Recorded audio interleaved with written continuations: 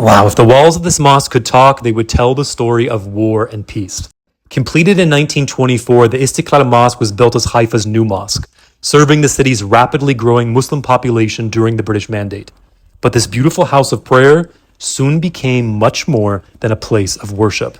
In 1921, Syrian Muslim preacher and rebel Sheikh Izz ad-Din al-Qassam immigrated to Haifa, fleeing a failed attempt at ousting French rule in Syria. When this mosque opened, he became its first imam.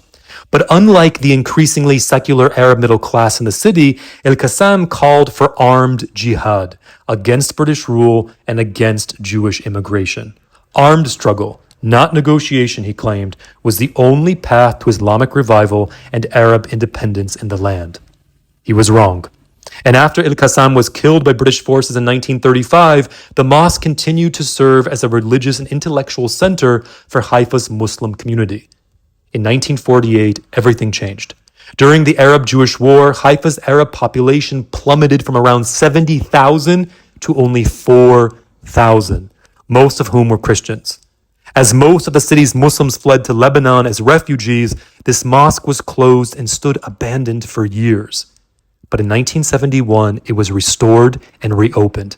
Then, the entire legacy of the building was turned on its head. On September 4th, 1979, the Egyptian president Anwar Sadat sailed into Haifa.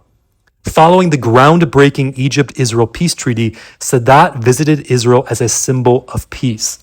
Sadat prayed here during his historic visit to Haifa, a remarkable moment that transformed this mosque from a symbol of resistance to one of coexistence and reconciliation. Today, the Istiklal Mosque has been newly renovated and is one of the most beautiful mosques I've been in Israel, with a growing and thriving community that calls it home. A stunning reminder that buildings here don't just witness history, sometimes they embody it.